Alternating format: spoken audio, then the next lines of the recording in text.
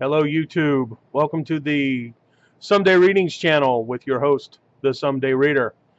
And it is my goal, my quest, my mission to help you, the YouTube viewing public, put together the best stack of books possible that'll sit on a shelf for years, admittedly, until you get around to reading it someday. But when you finally do, I want that stack of books to be the absolute best stack of books possible. Nothing but interesting and fascinating reads from beginning to end. And with that in mind, we're going to start with Dead Sea by Mr. Tim Curran. Now, this is Dead Sea by Tim Curran. There's also another one called Dead Sea by Brian Keene, which has zombies in it. This one doesn't have zombies in it, but the Brian Keene book will no doubt make an appearance here one day. But for now, we're going to start with this book right here, and this is a science fiction horror book. Some would say it's Lovecraftian, which means you've got a lot of I guess you would say alien monster type things that don't really no respecter of human beings, so to speak. The big bad here is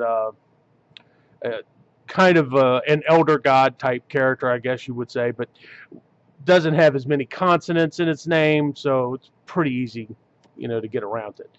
But this book starts off with a prelude that lets you know what you're in for. I'll put it to you this way: brains melting outside of skulls, just sort of dripping out the nose and everything. So that lets you know right then and there what you're in for here. So yeah, it's going to be that kind of party, folks. All right, now the main story focuses on the crew and passengers of a freighter that's on its way down to French Guiana. There's a group of construction workers, and there's the sailors, and they're on their way to French Guiana, and they're sailing through the mid-Atlantic, and they enter into the Bermuda Triangle. And it's upon entering this Bermuda Triangle area that they run into a bank of fog. And it's obviously, of course, it's really weird, odd fog. And they go through the fog, and the first officer notices that all of their electronic gizmos, everything that makes modern ocean navigating work, isn't working. Well, it is working. It's not communicating with anything. The GPS isn't doing anything. The radio is making a really strange static sound that sounds like it's breathing.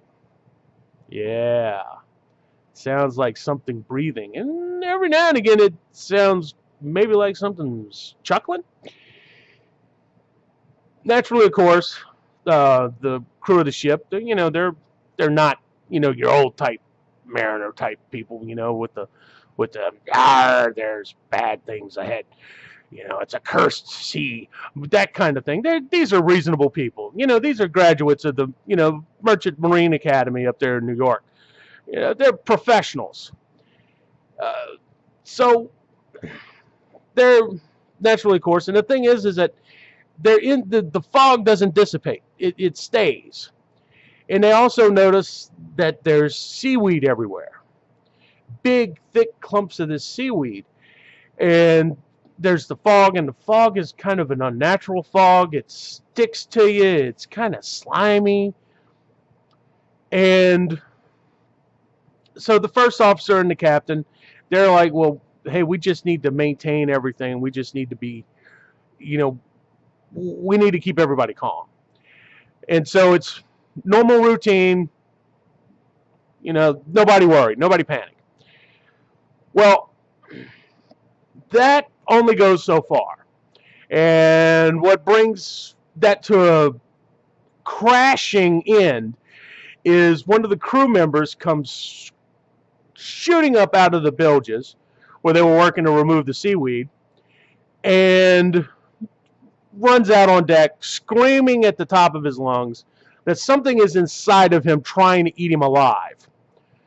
And he's leaving blood trails all over the place, and boom, he goes right over the side. Well, bad things have just, things were bad. Now they're worse. Now they've got to do an accident report for OSHA. So the real horror begins. And for the rest of the book, it's the first officer and the captain doing a safe and healthy health investigation. No, I'm just kidding. It doesn't happen like that.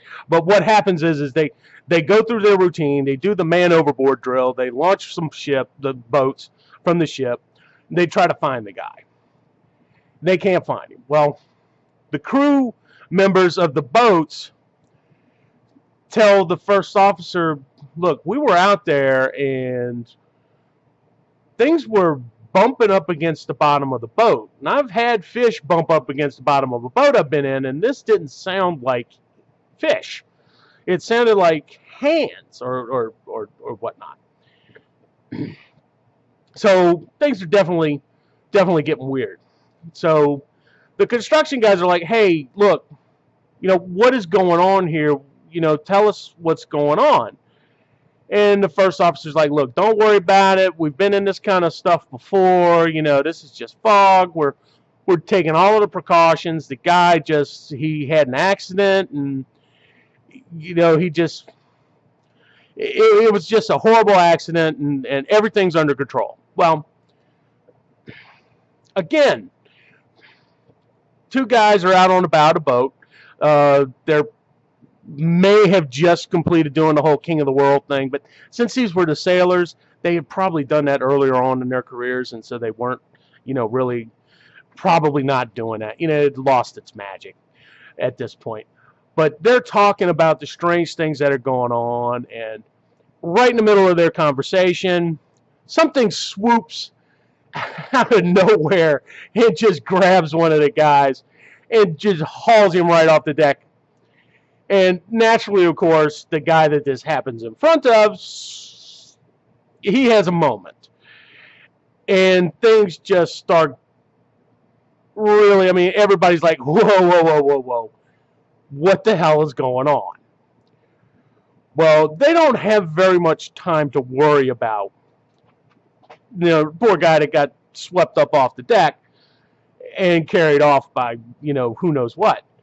Because out of nowhere, a barge, big ocean-going barge, that apparently never bothered reading, big ships and how to avoid it, plows right into the side of them, and the ship just breaks up, explodes, people start going into the water,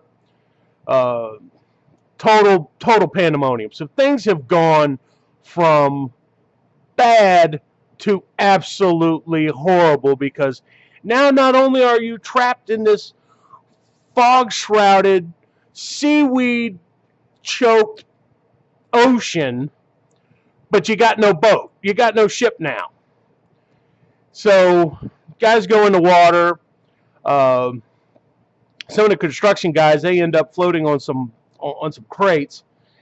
And they're doing the normal, natural thing in that kind of situation. They're saying, hey, we're over here. Come get us. Hey, is there anybody out there? Is somebody gonna? And they're hearing, the crew members who got the boats and everything, and life rafts and all that kind of thing. And they're saying, yeah, we hear you. We're coming to get you. Yeah, yeah. And that kind of thing's going on. Well, they hear the people saying, hey, yeah, we're on our way to get you. And then all of a sudden they start hearing people screaming, and they hear people being torn apart, bones crunching, that kind of thing. And they do something unusual in a horror story. And they do something very unusual. They do something smart. They shut up and they stop screaming. Now, granted, of course, they're still hearing what's going on. And so they just Don't panic. You know, they freak out, but they freak out in a good way. They just go silent.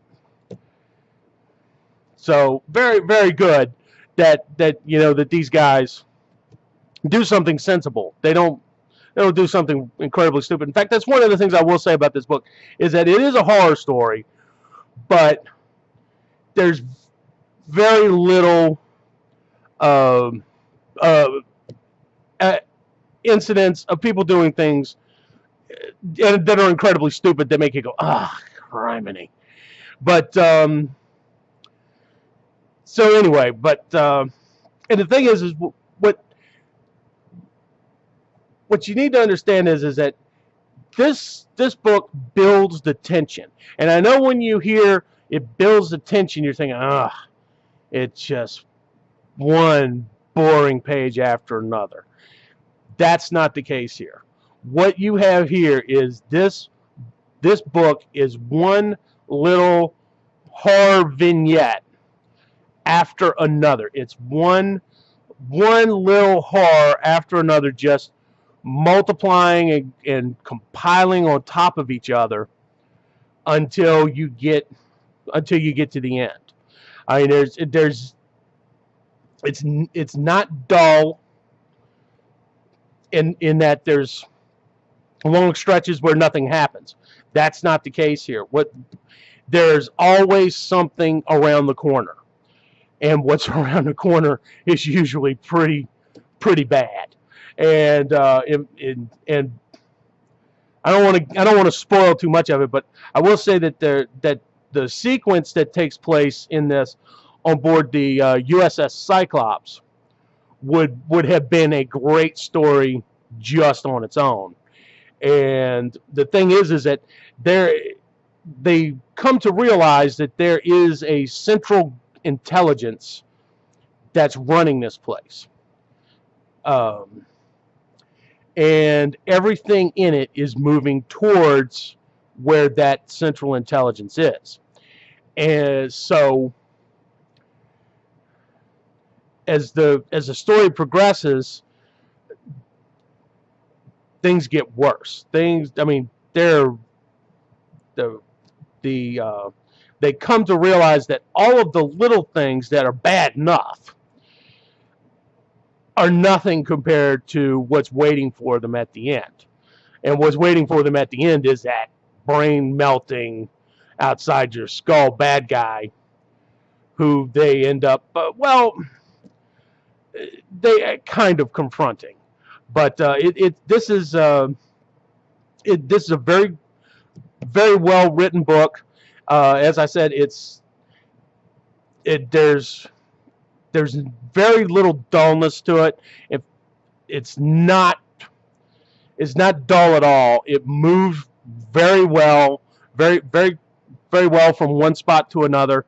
There's always something to entertain you in this, and there's always something to freak out. And this is, yes. So bottom line, should you buy this? Yes, you should definitely buy Dead Sea by Tim Curran. Now, where should this go in your stack of books? I'm going to recommend that you put this at the top, because when you start reading this, you're not going to want to put it down. And trust me, this is well worth the time to get around to reading someday. And on that note, and I'm going to conclude this video. And thank you very much for watching. Have a good day.